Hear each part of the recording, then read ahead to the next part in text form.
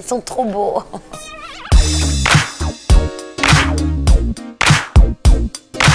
Pas mal de trucs un peu bio.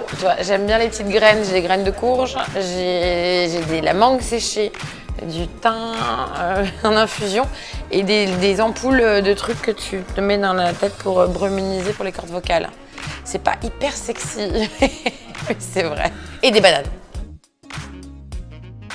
Alors, je déteste tout ce qui est manie, tout ce qui est rituel et ça, mais je m'en suis créé un parce qu'un jour, il y a très longtemps, tout début où j'ai commencé, j'ai eu un trou de texte.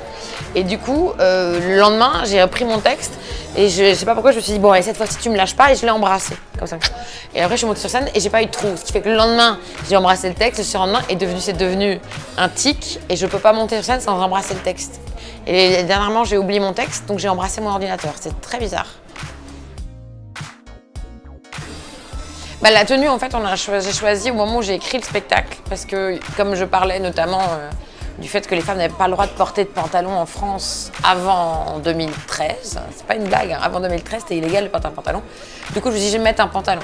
Et après, comme je parle des règles bleues, je me suis dit, tiens, je vais m'habiller en rouge. Et donc, c'est comme ça qu'est né le pantalon rouge, avec la veste rouge. Le stress, c'est un vrai moteur. C'est trouver le bon équilibre pour qu'il en reste un peu. Tu ne prends pas de l'exo avant de monter sur scène. Je pense que ça sera un peu mou le spectacle. On voit rien, mais on fait semblant de voir les gens.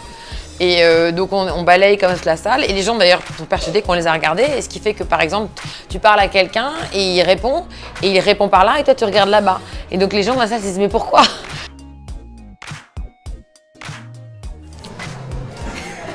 Mais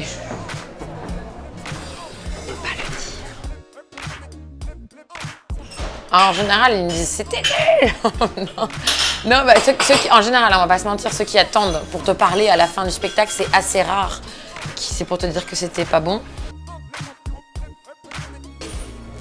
Je crois pas du tout au public chaud ou froid, etc. On va se dire la vérité, c'est ce que disent les humoristes quand ils sont pas bons. En vérité, t'as qu'à être drôle et crois-moi, ils seront chauds.